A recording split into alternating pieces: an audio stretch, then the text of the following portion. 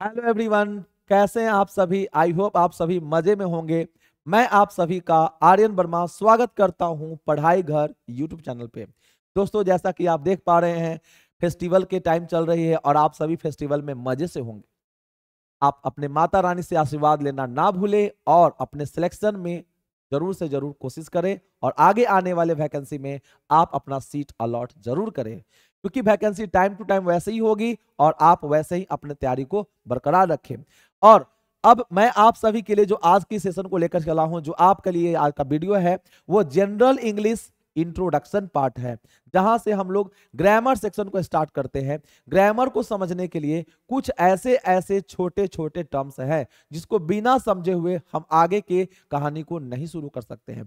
अगर हमारा फाउंडेशन ही ठीक नहीं है तो हम आगे चलकर क्या करेंगे, तो हमारे लिए वो रास्ते में जो है वो मुश्किलें खड़ा हो जाएगी। इसलिए उन सभी चीजों को ध्यान समझिए। देखिए, आपके सिलेक्शन में बहुत सारी बाधाएं आएगी, आपको पढ़ने में, आपके लाइफ में बहुत सारी चीजें हैं। हर इंसान के लाइफ में कहीं ना कहीं संघर्ष है। तो वो एक लाइन कही जाती है, बड़े ध्यान से आप सभी के लिए मैं कहना चाह रहा हूं, बड़े ध्यान समझिएगा।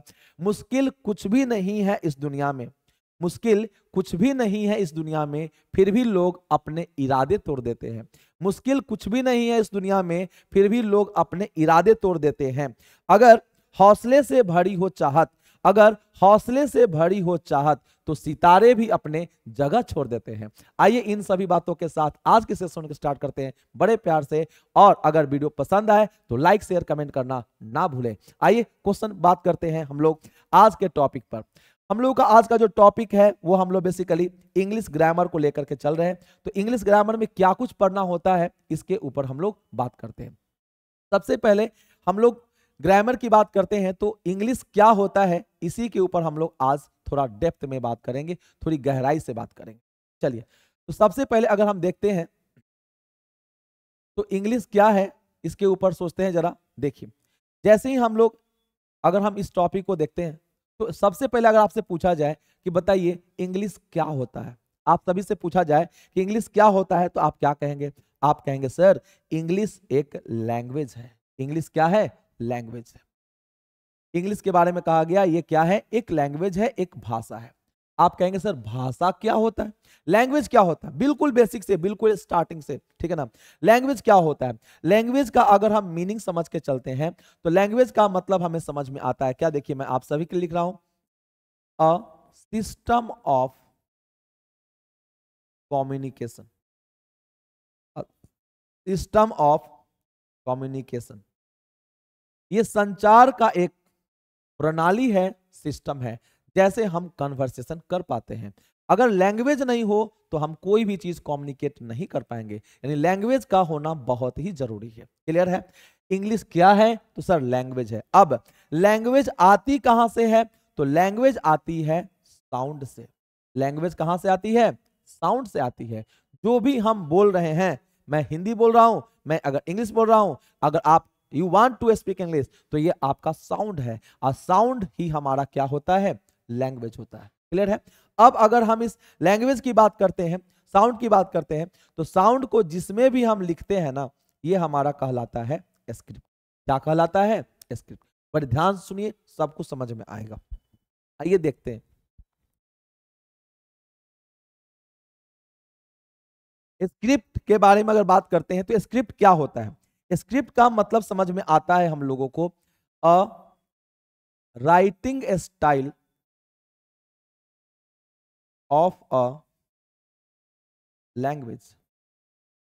किसी भी भाषा का जो राइटिंग स्टाइल होता है उसे ही हम लोग स्क्रिप्ट कहते हैं। किसी भी भाषा का जो राइटिंग स्टाइल होता है उसे ही हम लोग क्या कहते हैं? स्क्रिप्ट कहते हैं। जैसे मैं अगर आपसे पूछूं कि चलिए बताइए भाई ये क्या लिखा है, तो क्या उसे हम लोग उल्टा ए पढ़ देंगे, या हम इसे इसे उल्टा ए पढ़ेंगे, या फिर हम इसे उल्टा ए पढ़ेंगे, या फिर हम इसे उल्टा ए पर ए पढ़ेंगे? हमारा राइट सिंबल कौन सा है? ये सिंबल है। तो जिस तरीके से, जिस वे में अगर हम किसी भी लेटर, किसी भी स्क्रिप्ट को, लैंग्वेज को लिखते हैं, वो हमारा स्क्रिप्ट कहलाता है। आप पेपर देने जाते होंगे तो हिंदी के लिए आप देवनागरी टर्म यूज करते हैं, इंग्लिश के लिए आप जो है रोमन यूज करते हैं। क्लियर है? चलिए, अब हम अगर इस स्क्रिप्ट की और आगे लेकर के चलते हैं, तो स्क्रिप्ट का मतलब समझ में आता है सिंबल। यानी ऐसे बहुत सारे सिंबल हैं जो हम लोगों को हेल्प करता है लैंग्वेज को लिखने में, पढ़ने में, ठीक है ना।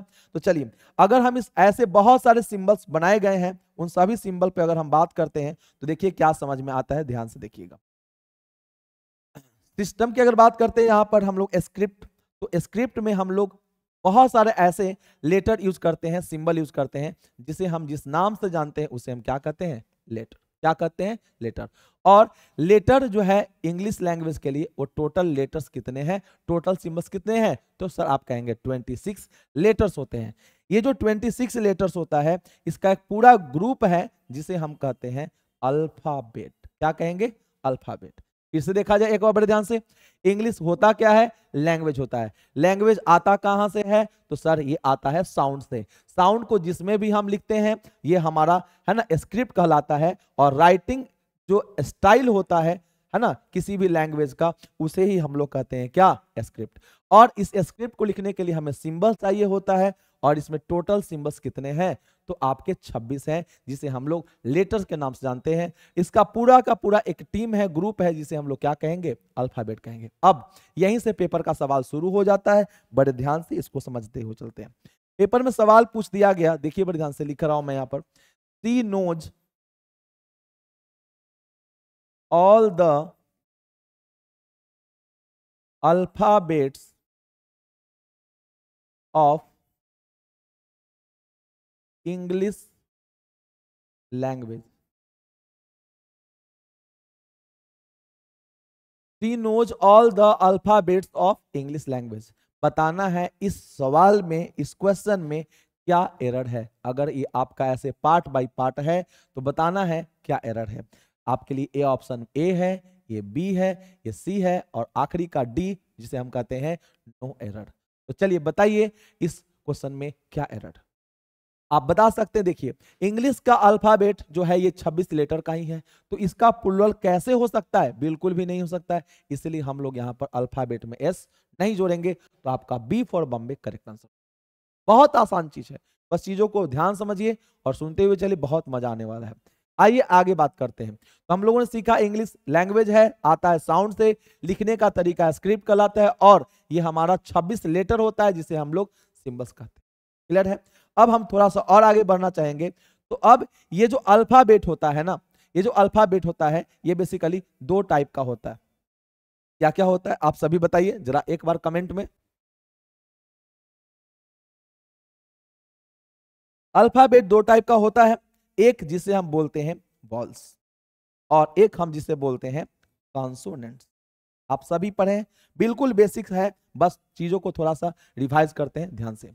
भावेल और कॉन्सोनेंट, भावेल की संख्या अगर बात की जाए तो भावेल की संख्या जो है ये होता है 5, और कॉन्सोनेंट आप सभी जानते हैं कितने होते हैं, 21।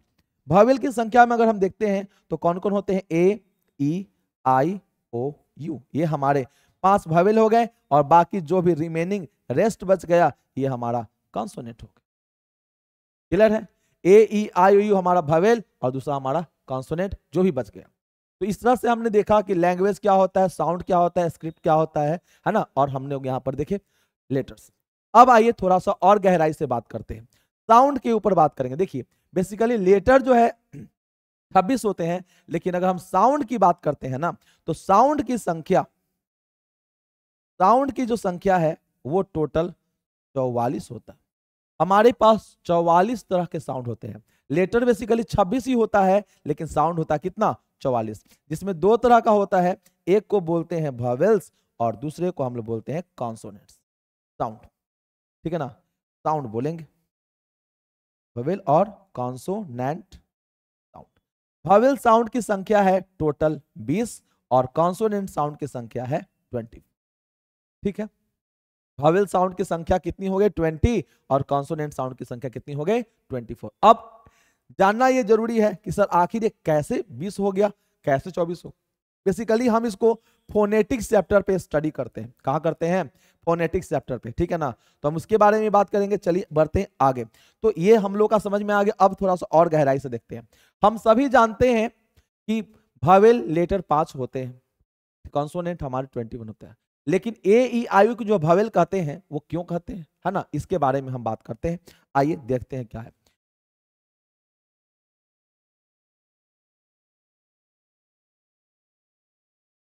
देखिए अगर हम इस फिगर को ध्यान से देखते हैं, है ना, तो ये जो आप देख पा रहे हैं ये हमारा वोकल कॉर्ड है। क्या है ये? वोकल कॉर्ड है। इससे जो साउंड निकलता है माउथ के थ्रू, माउथ के थ्रू जो साउंड निकलता है ये साउंड हमारा कहलाता है वावेल साउंड। क्या कहलाएगा? Wavell sound. और इस वावेल साउंड के पहले हम जानते हैं कि इसके पहले हम लोग क्या लगाते हैं? एन लगाते हैं। वावेल साउंड के पहले क्या लगाते हैं? एन लगाते हैं। और अगर हम किसी भी लेटर को बोलते हैं और उसमें हमारा लिप्स, टीथ, टंग या अगर बॉडी का जिक्र आए तो ऐसे साउंड को हम बोलते हैं क्या? Consonant sound. क्या बोलेंगे? Consonant sound.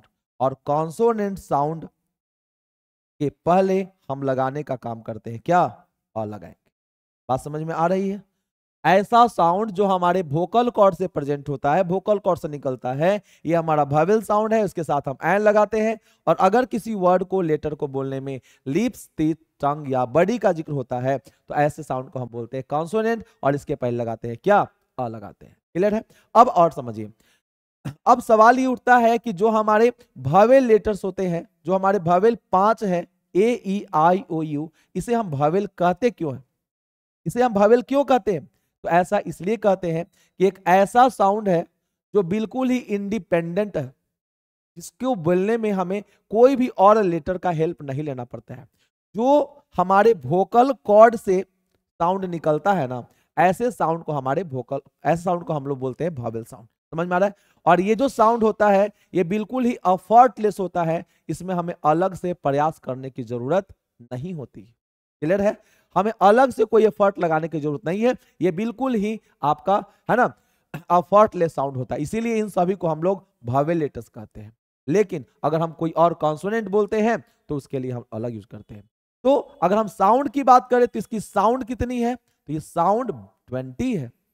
और कॉन्सोनेंट जो कि आपके 21 होते हैं, इसके लिए हम इस्तेमाल करते हैं साउंड। तो साउंड हमारा हो जाता है 24। अब कैसे होता है इसको भी थोड़ा ध्यान से देख लेते हैं, समझ लेते हैं। यहां पर बड़े ध्यान से देख लीजिएगा, ये जो हमारा ग्लॉट है ना, यहीं से हम लोगों का साउंड निकलता है। और ये हमारा जो है इसे हम लोग ग्लॉट भी कहते हैं। और यहां से पेपर पूछता है पॉलीग्लॉट, वन वर्ड सब्स्टिट्यूशन में, one who speak many language, one who speak many language is called क्या? पॉलीग्लॉट। जो एक से ज्यादा भाषा बोलता है उसे हम पॉलीग्लॉट बोलते हैं। और जो 2 भाषा बोले उसे हम कहेंगे, बताइए, बाइलिंगुअल। ऐसे ऐसे वर्ड्स हम लोग सीखते हुए चलेंगे। लिंगुअल। ठीक है, चलिए अब आगे बढ़ते हैं। तो देखिए अगर हम साउंड के बारे में बात करें तो साउंड कैसे होता है, जैसे एग्जांपल लेते हैं। अगर मैं आपके सामने एक छोटा सा लेटर लिखा ई, और इससे हमने 2 वर्ड लिख दिया, एक लिखा ELEPHAN। क्लियर है? एक हमने लिख दिया EUROPEAN। अब अगर इन दोनों को देखा जाए तो दोनों का स्टार्टिंग तो ई से ही है, लेकिन जब हम इसे पढ़ना शुरू करते हैं तो क्या पढ़ेंगे? इसे हम ई पढ़ रहे हैं, इसे हम क्या पढ़ रहे हैं? ई पढ़ रहे हैं। लेकिन इसे हम पढ़ने जाएंगे तो इसे हम क्या पढ़ेंगे? यू पढ़ेंगे। साउंड यही वैरी हो गया। ई का साउंड ई होता है, लेकिन हम यहाँ क्या पढ़ रहे हैं? ई पढ़ रहे हैं। समझ में आ रहा है? अच्छा, इसी तरह से बहुत सारा है। जैसे हमने कहा यू लेटर लिखा और यू से हमने लिख दिया, यू से हमने लिख दिया 2 वर्ड। एक आपके लिख लिए, लिखा अम्ब्रेला, और एक हमने लिख दिया यूनिवर्सिटी। अब देखिए यहां ध्यान से, दोनों का स्टार्टिंग यू से ही है, दोनों का स्टार्टिंग यू से ही है। लेकिन है ना, यहां हम पढ़ेंगे तो इसे हम लोग यू नहीं पढ़ के क्या पढ़ रहे हैं? अ पढ़ रहे हैं। और यहां पर हम इसे पढ़ रहे हैं यूनिवर्सिटी। अब आप कहेंगे सर ये लिप्स, टीथ, टंग का क्या लॉजिक है? अगर आप इसको पढ़ना चाहेंगे तो आपके लिए यू, इसको जब पढ़ना शुरू करेंगे तो क्या बोलेंगे? यू। लिप साउंड है, बिना लिप्स के पढ़ के देख पाइएगा, पढ़ी तो जरा नहीं पढ़ पाएंगे, है ना। ये हमारा लिप साउंड है। तो इसीलिए लिप साउंड के पहले हम लोग अ लगाते हैं, वावेल साउंड के पहले अ लगाते हैं। ऐसे कई सारे हैं। जैसे देखिए और भी एग्जांपल देते हैं। हमने कहा लेटर हमने लिख दिया एच, और एच से हमने कई सारे वर्ड लिख दिए, एच से हमने कई सारे वर्ड लिख दिए। जैसे हमने कहा HEIR, HAIR, और भी लिख दिया हमने HOUR, HONEST, अगर देखिए पढ़ा जाए यहां पर, तो हम इस पहले वाले को क्या पढ़ते हैं, इसे हम हेयर नहीं पढ़ते हैं, बल्कि हम इसे जो है एयर पढ़ने का काम करते हैं। एयर, इसको हम लोग हेयर पढ़ेंगे। हाँ, यहां पर हम लोग आर पढ़ेंगे, यहां पर हम लोग ऑनेस्ट पढ़ेंगे। देखिए साउंड वेरी कैसे हो रहा है, सभी जगह एच लिखा है, लेकिन कहीं भी एच का साउंड एच नहीं हुआ। ठीक है ना, ये आपका मिक्स साउंड होता है। तो इस तरह की हमने देखा कि किस तरीके से साउंड होता है, तो इसको फोनेटिक चैप्टर में बताया जाएगा। यहां तक क्लियर है सभी को? चलिए बढ़ते हैं आगे।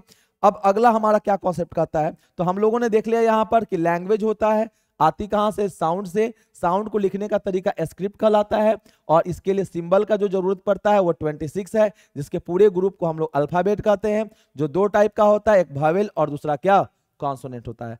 वावेल की संख्या 5 होती है, कॉन्सोनेंट की संख्या 21 होती है। यहां तक किसी को दिक्कत नहीं है। चलिए अब आगे बात करते हैं।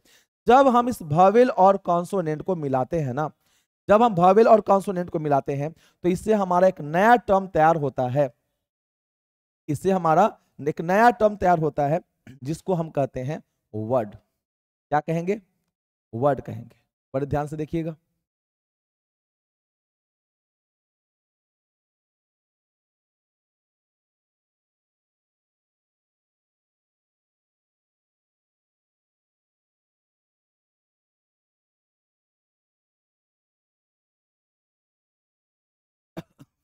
चलिए आइए देखते हैं।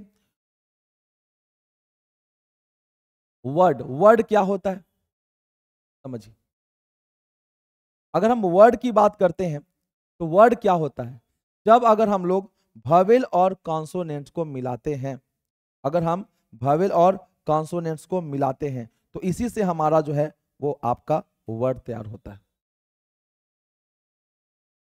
ठीक है, इसी से हमारा क्या तैयार होता है, वर्ड तैयार होता है। आइए देखते हैं। तो अगर हम लोग बात करते हैं वर्ड के बारे में, तो वर्ड एक्चुअली में होता क्या है, इसके ऊपर बात करते हैं। जब अगर हम लोग वावेल और कॉन्सोनेंट को मिलाएंगे, तो वही हमारा वर्ड कहलाएगा। यानी अगर एक छोटा सा इसका डेफिनेशन लिखना चाहे तो क्या हो सकता है, हमने कहा इसके बारे में, a meaningful, a meaningful unit of letters, a meaningful unit of letters is called क्या, वर्ड।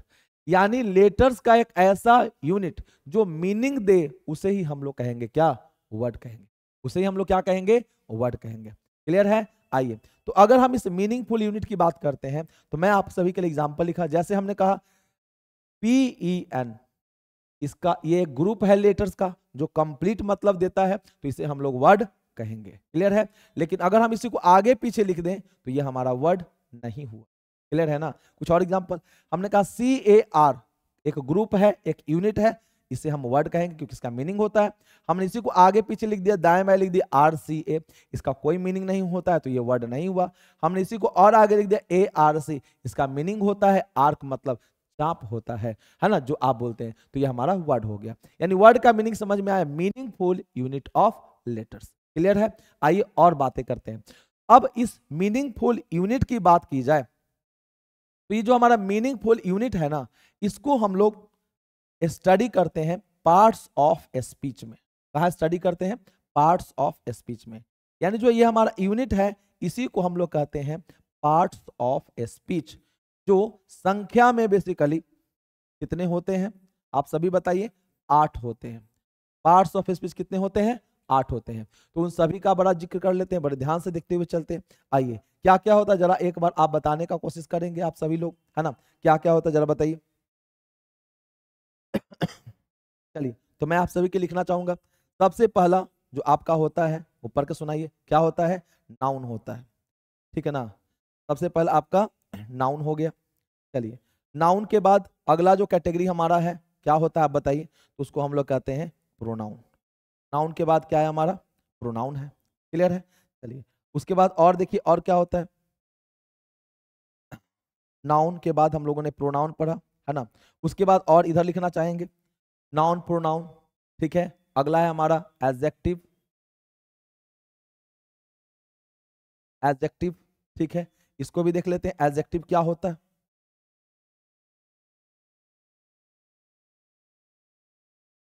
तो भी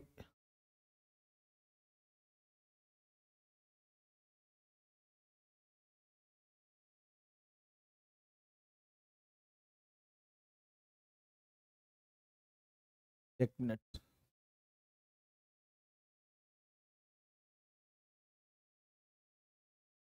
चलिए, तो एडजेक्टिव क्या होता है यहां देखिए ध्यान से।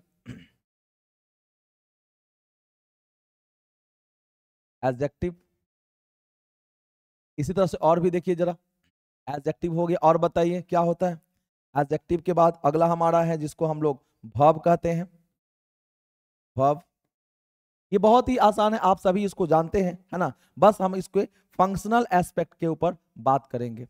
वर्ब के बाद अगला हमारा है जिसको हम बोलेंगे एडवर्ब। एडवर्ब, ठीक है। एडवर्ब के बाद अगला हमारा है जिसको हम बोलेंगे कंजंक्शन। कंजंक्शन और क्या होता है जरा बताइए। कंजंक्शन, कंजंक्शन के बाद नेक्स्ट हमारा है जिसको हम बोलेंगे प्रेपोजिशन। प्रेपोजिशन, ठीक है। और क्या होता है। प्रेपोजिशन के बाद अगला हमारा है लास्ट जिसे हम बोलते हैं इंटरजेक्शन। इंटरजेक्शन, क्लियर है। चलिए, तो अगर हम इन सभी को देखने का काम करते हैं तो समझिएगा बड़े ध्यान से, बहुत ही अच्छी चीजें हैं। देखिए, ये जितने सारे हमारे 8 कैटेगरी हैं, इन सभी के ऊपर हम बहुत ही अच्छे तरीके से बात करेंगे। हम चूंकि अभी बेसिक लेवल को पढ़ रहे हैं, इसलिए हम लोगों को बेसिक चीजें थोड़ा सी अच्छे से समझ में आनी है, अच्छे से हमको समझने हैं बेसिक चीजें। हम लोगों को इसके फंक्शनल एस्पेक्ट को भी समझना है। अगर आप इसके फंक्शनल एस्पेक्ट को नहीं समझते हैं तो आपके लिए काफी ज्यादा प्रॉब्लम होने वाला है। आइए, नाउन क्या होता है इसके ऊपर बात करते हैं। नाउन का बताइए मीनिंग क्या होता है। नाउन का मीनिंग आप सभी जानते हैं, जो नेमिंग वर्ड होता है उसको हम लोग नाउन कहते हैं। नेमिंग वर्ड को क्या कहते हैं, नाउन कहते हैं। क्लियर है। अच्छा, जो प्रोनाउन होता है वो क्या होता है।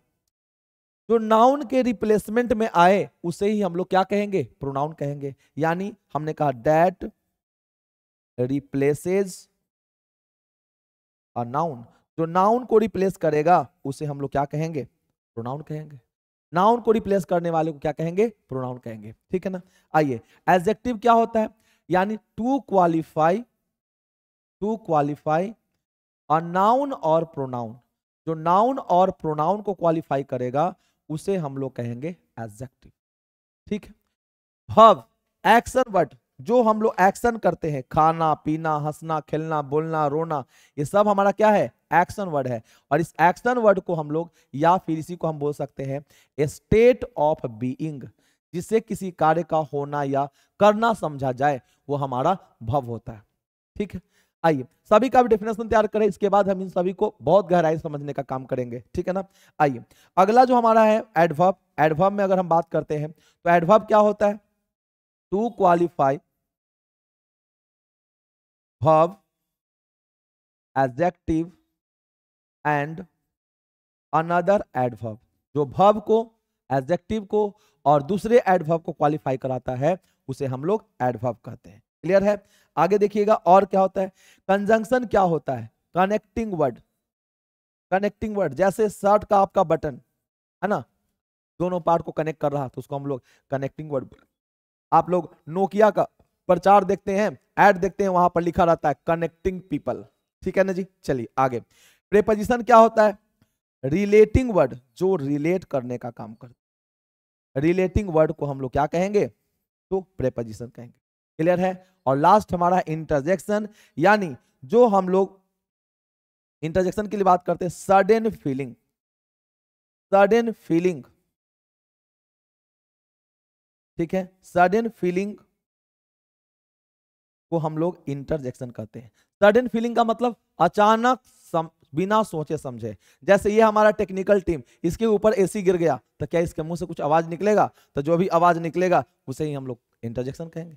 सडन फीलिंग को हम लोग इंटरजेक्शन कहते हैं। यानी नाउन एक ऐसा वर्ड है जो नेमिंग वर्ड होता है, किसी भी चीज का नाम, वो हमारा नाउन हो गया। प्रोनाउन, जो नाउन को रिप्लेस करेगा उसे हम लोग क्या कहेंगे, प्रोनाउन कहेंगे। एडजेक्टिव, टू क्वालिफाई नाउन और प्रोनाउन, जो नाउन प्रोनाउन को क्वालिफाई करेगा उसे हम लोग एडजेक्टिव कहेंगे। वर्ब, एक्शन और स्टेट ऑफ बीइंग, वो हमारा वर्ब होता है। एडवर्ब जो क्वालिफाई करेगा वर्ब को, एडजेक्टिव को और कई सारे एडवर्ब को। कंजंक्शन जो होता है वो हमारा कनेक्टिंग वर्ड होता है, किसी चीज को ऐड करना, जोड़ना। प्रेपोजिशन रिलेटिंग वर्ड, जैसे रिलेटिंग वर्ड की अगर बात करके चलते हैं, हमने कहा I am in the room, मैं कमरे में हूं। अगर थोड़ी देर के लिए इस इन को हटा दिया जाए और तब पढ़ के देखिए तो मीनिंग क्या निकलेगा, मैं कमरा हूं, मैं कमरा हूं। ऐसा तो रीजनिंग में होता है। चलिए, हमने कहा a book is on the table, किताब कहाँ है, टेबल पे है ना। तो यहां पर ऑन जो वर्ड लिखा गया है ये हमारा प्रेपोजिशन हुआ। अगर हम ऑन को हटाते हैं तो आप समझ पा रहे हैं मीनिंग गड़बड़ हो जाएगी, यानी किताब टेबल हो जाएगा। समझ पा रहे हैं ना। चलिए, उसी तरह से अगला हमारा है इंटरजेक्शन, यानी जो हमारा सडन फीलिंग हुआ उसी को हम लोग कहेंगे क्या, तो ये हमारा इंटरजेक्शन है।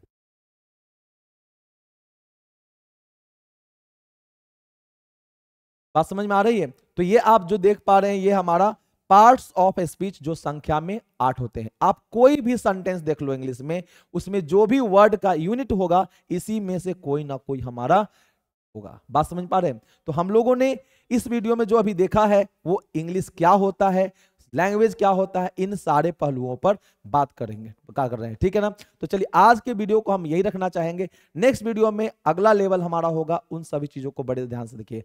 और मिलते हैं हम लोग नेक्स्ट वीडियो में, तब तक के लिए thank you very much, have a good day.